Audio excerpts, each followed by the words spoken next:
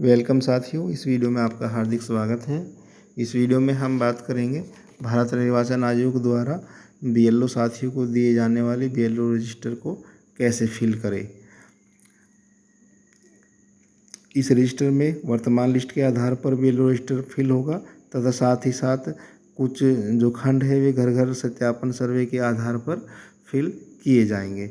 इसलिए जब भी भौतिक सर्वे करें तो प्रत्येक डाटा अच्छी तरह से आप कलेक्ट कर ले और ताकि उसको बीएलओ रजिस्टर में अंकित कर सके। सबसे पहले हम फ्रंट पेज बीएलओ का भर लेते हैं। उसके बाद प्रारूप नंबर 1 पर आते हैं, जो कि मतदाता सूची में वर्तमान मतदाता जो भी होंगे इस प्रारूप 1 में उनका विवरण अंकित करेंगे।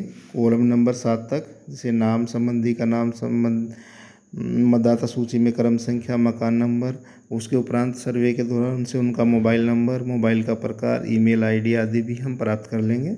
और साथ ही अगर किसी मतदाता के विवरण में कोई त्रुटि है, नाम में त्रुटि है, संबंधी के नाम में त्रुटि है, डेट ऑफ बर्थ गलत है या फ़ोटो गलत है या अन्य कोई डाटा गलत है, तो उसके संबंध में हम फॉर्म 8 उनसे प्राप्त करेंगे और उसको ऑनलाइन करने के उपरांत जो भी रेफरेंस नंबर आएगा उसको कॉलम नंबर 10 में भरेंगे। साथ ही अगर मृतक, शिफ्टेड या परिवार रहित या परिवार सहित या डबल मतदाता आपको प्रारूप में अंकित मतदाताओं में प्राप्त होता है तो उससे जो फॉर्म 7 होगा वो अप्लाई किया जाएगा और उसका रेफरेंस नंबर को फॉर्म नंबर 7 वाले कॉलम अर्थात 12 नंबर में उसका रेफरेंस नंबर भरा जाएगा। अब बात करते हैं प्रारूप 2 की। प्रारूप 2 के अंतर्गत 19 वर्ष की आयु से ज़्यादा के जो मतदाता है जिनका नामांकन अभी तक आपके मतदाता सूची में नहीं हुआ है, ऐसे मतदाताओं का विवरण प्रारूप 2 में भरा जाना है, जिसमें उनका नाम, संबंधी का नाम, संबंधी का क्रम संख्या, मकान नंबर, मोबाइल का प्रकार, एंड्रॉयड है कि ऑर्डिनरी है, ईमेल, और साथ ही उनका फार्म 6 आपने जो नई वोट बनाने के लिए भरा है या उन्होंने वो अप्लाई किया है खुद, उसका जो भी रेफरेंस नंबर होगा वो भी कॉलम नंबर 10 में, प्रारूप 2 के कॉलम नंबर 10 में फिल करना होगा और इनका रिकॉर्ड भी इस प्रारूप 2 में रखना होगा। ऐसे मतदाता की आयु 1/1/2005 या उससे पूर्व की होगी। अब बात करते हैं प्रारूप नंबर 3 की। जो प्रारूप नंबर 3 होगा, प्रारूप नंबर 3 में ऐसे मतदाताओं का विवरण आएगा जिनकी आयु 1/1/2024 के आधार पर 17 से 18 वर्ष के बीच में हो, अर्थात उनकी जन्मतिथि 2/1/2005 से 1/1/2006 के बीच में हो। इनको हम योग्य मतदाता कहेंगे और इनका विवरण प्रारूप नंबर 3 में हमको फिलअप करना होगा, अर्थात इनकी आयु 1/1/2024 को 18 वर्ष हो जानी चाहिए। इसमें इनका नाम, जन्मतिथि, लिंग, संबंधी का नाम, संबंधी का क्रम संख्या, मकान नंबर, मोबाइल का प्रकार, ईमेल, स्टूडेंट है या नहीं है, या स्टूडेंट है तो उसका पता भी यहाँ पर हमको अंकित करना होगा। उसके उपरांत आता है कॉलम नंबर 4 या प्रारूप नंबर 4, नामांकन प्रवासी मतदाता। तो जो प्रवासी मतदाता है उनका विवरण प्रारूप नंबर 4 में अंकित करना होगा, जिसमें उस नाम, मतदाता सूची में उनकी क्रम संख्या, जन्मतिथि, लिंग, पासपोर्ट नंबर, जो कि महत्वपूर्ण कॉलम है, उनका पासपोर्ट नंबर अवश्य आप नोट कर ले और प्रारूप नंबर 4 में अंकित करें। संबंधी का नाम, संबंधी क्रम संख्या, संबंध, पिता, पति या माता जो भी है, area code, mobile number, mobile का प्रकार और ईमेल आईडी यहाँ पर हम दर्ज कर लेंगे। तो नामांकन प्रवासी मतदाता में जो प्रवासी मतदाता आपकी मतदाता सूची में नामांकित हो चुके हैं, उनका संपूर्ण विवरण पासपोर्ट संख्या सहित यहाँ पर हमको अंकित करना है। अब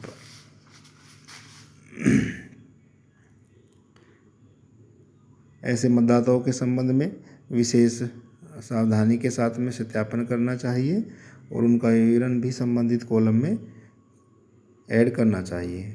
नेक्स्ट आता है प्रारूप नंबर 5, जिनका नामांकन नहीं हुआ ऐसे भारतीय प्रवासी मतदाता, यानी जिनका नामांकन अभी तक आपकी लिस्ट में नहीं हुआ है, ऐसे भारतीय प्रवासी मतदाता के संबंध में आप घर घर सत्यापन के दौरान डाटा कलेक्ट करेंगे और उनका नाम, जन्मतिथि, लिंग, पासपोर्ट संख्या, संबंधी का नाम, संबंधी क्रम संख्या, मोबाइल नंबर, मोबाइल का प्रकार, ईमेल आईडी, फार्म 6A का रेफरेंस नंबर भी इसमें भरेंगे। अगर आपको ऐसा मतदाता मिलता है और उसका अभी तक नामांकन नहीं हुआ, उसका नाम आपकी मतदाता सूची में नहीं जुड़ा है, तो उसको जोड़ने के लिए आप प्रारूप 6A यहाँ पर भरेंगे।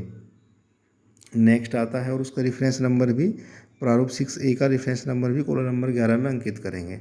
नेक्स्ट आता है प्रारूप 6 वर्तमान मध्य स्थल। वर्तमान मध्य स्थल में आप अपने मतदान स्थल का संपूर्ण ब्यौरा यहाँ पर भरेंगे। मध्य स्थल जो सरकारी है, निजी है, या घर से कितनी दूर है, क्या वह भूतल ग्राउंड पर है, क्या मध्य स्थल तक पहुँचने के लिए किसी नदी नाले को पार करना पड़ता है, क्या मध्य स्थल आसानी से पहुँच सकते हैं, इसमें यस या नो में आप अपनी जानकारी अंकित करेंगे।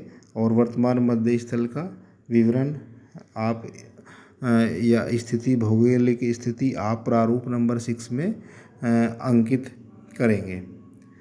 नेक्स्ट आता है एक ही मतदान क्षेत्र में संचालित मतदान केंद्र के लिए वैकल्पिक भवन, यानी आपके मतदान क्षेत्र में संचालित मतदान केंद्र जो है उसके वैकल्पिक भवन के संबंध में आपको सूचना अंकित करनी है कि किसी भी परिस्थिति में अगर आपको मतदान स्थल बदलना पड़ रहा है तो आपके क्षेत्र में क्या कोई ऐसा वैकल्पिक भवन है जिसका आप चुनाव के समय प्रयोग किया जा सके। तो इसमें आप भवन का नाम, भवन का पता, क्या एक ही मतदान क्षेत्र में स्थान, यानी क्या वो भी आपके मतदान क्षेत्र में वो भवन है, भवन सरकारी है, निजी है, क्या मौजूदा भवन से ज़्यादा वो सुविधाजनक है, अर्थात वहाँ पर जो सुविधाएं होती हैं वे उपलब्ध है या नहीं है। और BLO द्वारा अपने स्मार्ट मोबाइल फ़ोन से उस भवन का अक्षांश और देशांतर और भवन का फ़ोटो भी अपलोड किया जाएगा। कई बार विपरीत परिस्थितियों में ऐसे वैकल्पिक भवन का प्रयोग करना होता है, तो BLO को चाहिए कि वे अपने BLO रजिस्टर में ऐसे भवन का विवरण अंकित करके रखें ताकि आवश्यकता पड़ने पर प्रशासन को सूचना दी जा सके और चुनावी कार्य को सुचारू रूप से समयबद्ध संचालित कराया जा सके। नेक्स्ट आता है प्रारूप 8 एक ही मतदान क्षेत्र में डाकघर, यानी जो आपका मतदान क्षेत्र है वहाँ पर डाकघर की स्थिति क्या है। तो डाकघर का नाम आपको लिखना है, अगर है तो पिन कोड विवरण आपको संपूर्ण वहाँ पर देना है और BLO द्वारा अपने मोबाइल फ़ोन से उन भवन का यानी डाकघर का अक्षांश और देशांतर तथा भवन का फ़ोटो भी अपलोड किया जाएगा। नेक्स्ट आता है सत्यापन के समय प्राप्त डाटा को इस खंड में भरना है। सबसे पहले 18 से 19 वर्ष के जो मतदाता है उनका विवरण भरना है, अर्थात जिनकी आयु 2/1/2005 से 1/1/2006 के बीच की हो तो उनका विवरण भरना है। साथ ही 1/1/2005 से पूर्व यानी 19 वर्ष से ज़्यादा आयु वर्ग के जो मतदाता है उनका विवरण भी यहाँ पर अंकित करना है, जिसमें 18 से 19 वर्ष के मतदाताओं में हम मतदाता का नाम, पिता का नाम, संबंधी का नाम, मोबाइल नंबर और मकान नंबर भरेंगे। साथ ही 19+ आयु के मतदाता जो होंगे उसमें मतदाता का नाम, पिता का नाम, संबंधी का नाम, मोबाइल नंबर या मकान संख्या उसमें हम अंकित करेंगे। नेक्स्ट आता है हमारा मृतक, शिफ्टेड, डबल या डुप्लीकेट जो मतदाता है उनका विवरण यहाँ पर हम अंकित करेंगे। क्योंकि ये हमारी मतदाता सूची में पहले से अंकित है तो यहाँ पर इनका मतदाता क्रमांक इस विवरण में अंकित होगा। यहाँ पर मतदाता का नाम, सबसे पहले मतदाता क्रमांक, पिता, संबंधी का नाम, मतदाता का पता, मतदाता क्रमांक यानी डुप्लीकेट या शिफ्टेड मतदाता होने के संबंध में हम संपूर्ण जानकारी और अभियुक्ति में विशेष कोई कमेंट होगा तो वो भी हम यहाँ पर अंकित करेंगे। यहाँ पर ये समस्त मतदाता इस खंड के यानी मृतक, शिफ्टेड, डुप्लीकेट ऐसे मतदाता होंगे जिनका नाम पूर्व से ही हमारी मतदाता सूची में अंकित होगा, इसलिए यहाँ पर मतदाता क्रमांक इस खंड में अंकित किया जाएगा। और इनसे संबंधित जो भी फॉर्म 7 हम भरेंगे उसका रेफरेंस नंबर हम प्रारूप 1 में जो संबंधित कॉलम दिया गया है फॉर्म 7 के रेफरेंस से संबंधित, उसमें हम इनको अंकित करेंगे। नेक्स्ट आता है खंड दिव्यांग व 70+ आयु वर्ग के मतदाता, जो भी दिव्यांग मतदाता होंगे उनका विवरण हम यहाँ पर नोट कर लेंगे और साथ ही जो 70+ आयु वर्ग के मतदाता है उनका नाम भी हम और अन्य विवरण अपने इस खंड में अंकित करेंगे। और ये मतदाता हमारी सूची से भी हो सकते हैं या फिर नए मतदाता भी हो सकते हैं। अगर सूची से है तो वहाँ पर हम पर्सनल मार्क कर लेंगे, अन्यथा की स्थिति में यहाँ पर हम इनका फ्रेश विवरण अंकित कर लेंगे, दिव्यांगता का भी और 70+ आयु वर्ग के मतदाताओं का भी। तो इस BLO रजिस्टर को हम सावधानीपूर्वक हमें भरना है। वीडियो पसंद आए तो लाइक करें और चैनल को सब्सक्राइब अवश्य कर दें। धन्यवाद।